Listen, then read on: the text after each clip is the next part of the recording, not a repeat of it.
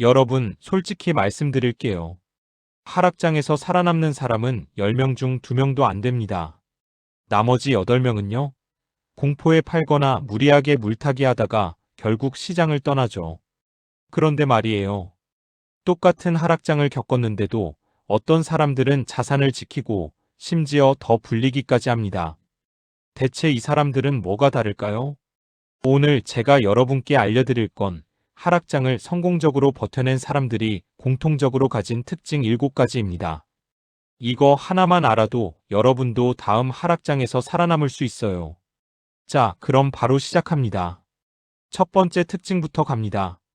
첫 번째 특징, 하락장을 버틴 사람들은 항상 현금을 준비하고 있습니다. 이게 무슨 말이냐면요. 좋을 때 전부 다 투자하지 않는다는 거예요. 포트폴리오의 20에서 30%는 현금으로 보유하고 있죠. 아, 그럼 수익 기회를 놓치는 거 아니야? 이렇게 생각하실 수 있는데요. 아닙니다. 이 현금이 바로 보험인 겁니다. 실제로 2020년 코로나 폭락 때를 볼까요? 현금을 갖고 있던 사람들은 그때 엄청난 기회를 잡았습니다. 삼성전자가 4만 원대, 카카오가 10만 원대로 떨어졌을 때 여유 있게 주워 담을 수 있었죠. 반면 100% 투자했던 사람들은요, 살 돈이 없으니까 그저 바라만 봐야 했습니다. 현금은 기회를 사는 돈입니다. 하락장을 버틴 사람들은 이걸 알고 있어요. 여러분도 지금부터라도 늦지 않았어요. 포트폴리오의 일부를 현금화하세요. 시장이 좋을 땐 조금 답답할 수 있지만 위기가 왔을 때 이 현금이 여러분을 구합니다. 두 번째, 이들은 감정이 아니라 자기만의 원칙으로 투자합니다. 오늘 떨어졌으니까 팔까? 다들 판다는데? 이런 식으로 움직이지 않아요. 대신 미리 정해놓은 기준에 따라 기계적으로 움직입니다. 예를 들어 볼까요? 이 종목은 마이너스 30% 떨어지면 분할 매수한다. 손절은 투자 이유가 사라졌을 때만 한다. 공포지수가 40 이상일 땐 추가 매수 검토한다. 이런 식으로 룰을 미리 만들어 놓는 거예요. 워렌 버핏이 뭐라고 했죠? 남들이 탐욕스러울 때 두려워하고 남들이 두려워할 때 탐욕스러워라. 멋진 말이지만 실제로 하기는 어렵습니다. 왜냐? 감정이 개입하니까요. 그래서 원칙이 필요한 겁니다. 원칙은 감정을 컨트롤하는 안전장치예요. 실제 사례 하나 들어드릴게요. 2022년 하락장 때 제 지인 중에 한 분이 나스닥 ETF를 계속 모았어요. 다들 미쳤다고 했죠. 근데 그분은 자기 원칙을 지켰어요. 마이너스 5% 떨어지면 10만원 추가, 마이너스 10% 떨어지면 20만원 추가. 이렇게요. 2023년에 어떻게 됐을까요? 나스닥이 40% 올랐고 그분은 엄청난 수익을 거뒀습니다. 그럼 대안은요? 지금 당장 본인만의 투자 원칙을 종이에 적으세요. 언제 사고 언제 팔 것인가? 명확하게. 그리고 감정이 흔들릴 때마다 이 종이를 보는 겁니다. 세 번째, 하락장을 버틴 사람들은 절대 한 곳에 몰빵하지 않습니다.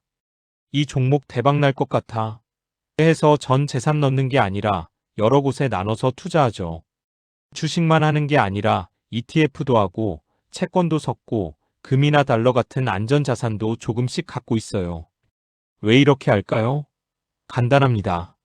한 곳이 망해도 다른 곳이 살리니까요.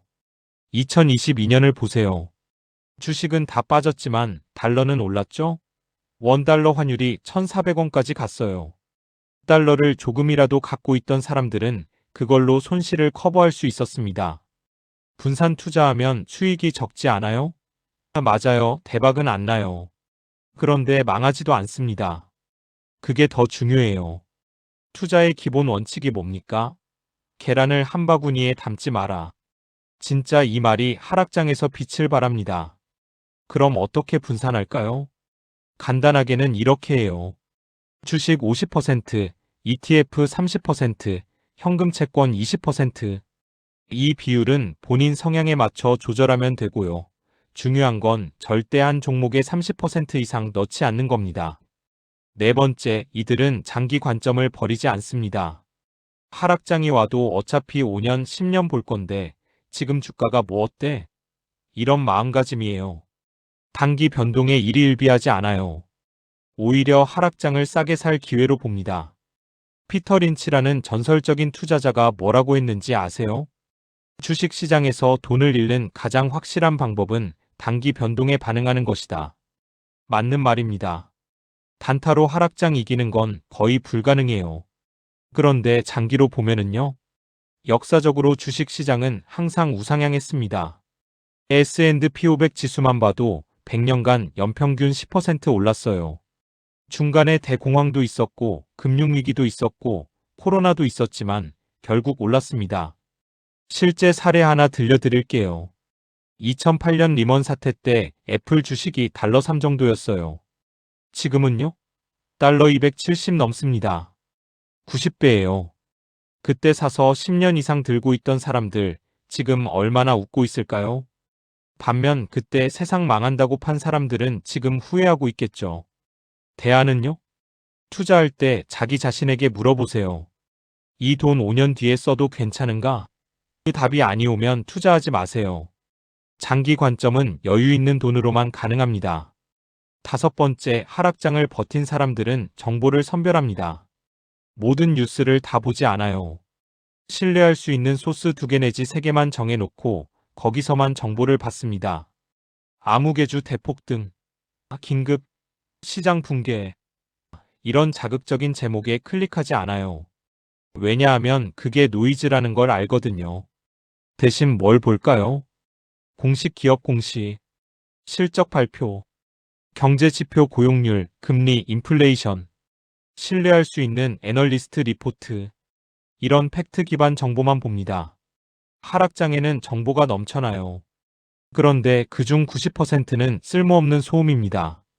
정보가 많다고 판단이 좋아지는 게 아니에요. 오히려 혼란스러워지죠. 노벨 경제학상 받은 데니얼 카너먼이 뭐라고 했냐면요. 정보가 많을수록 사람들은 자신감은 높아지지만 정확도는 높아지지 않는다. 무서운 말이죠? 그럼 어떻게 해야 할까요? 정보 다이어트 하세요. 하루에 뉴스는 아침 1번, 저녁 1번만. 유튜브는 구독한 채널 3개 이하만 보기. SNS는 투자 관련 계정 언팔로우. 이렇게 하면 머릿속이 맑아집니다.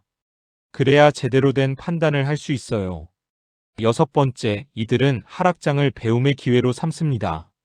시장이 좋을 땐 아무나 돈 벌어요. 근데 하락장에는 진짜 실력이 드러나죠. 그래서 이걸 공부할 절호의 찬스로 봅니다.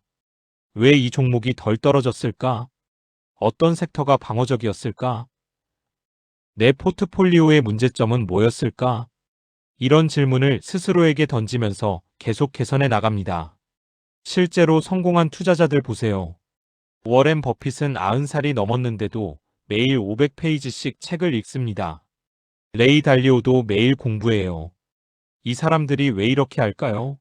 시장은 계속 변하고 배움도 계속되어야 하니까요. 반면 실패하는 사람들은요. 한번 큰 손실 보면 투자는 안 맞아 하고 떠나버립니다. 배우지 않고 포기하는 거죠. 그럼 대안은요? 매달 투자 관련 책 한 권씩 읽으세요.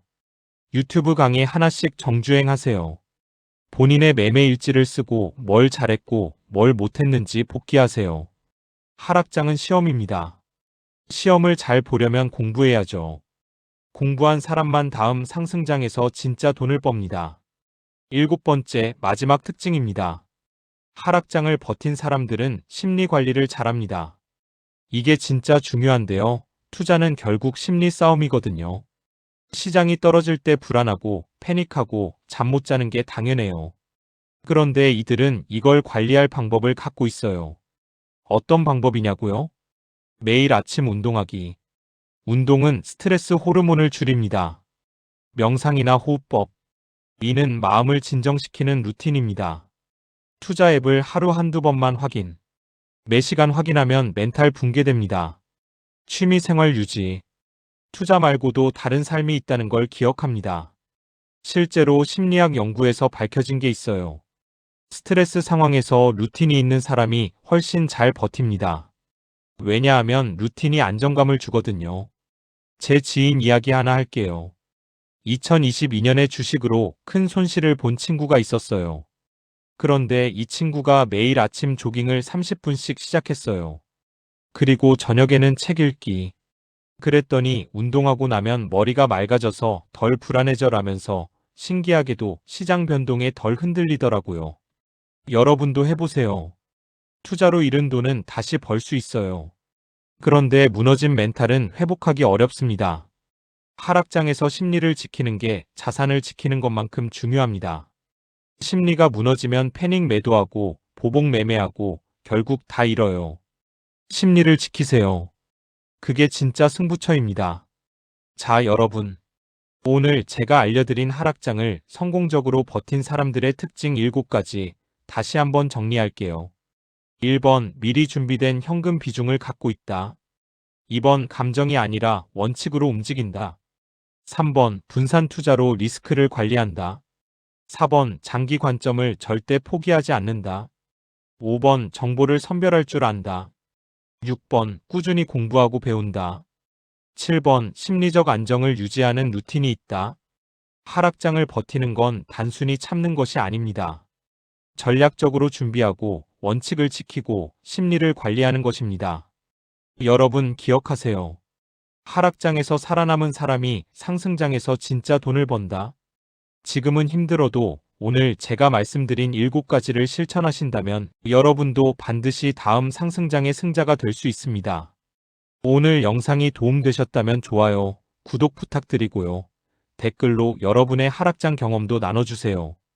다음 영상에서 또 만나요. 여러분의 성공 투자를 응원합니다.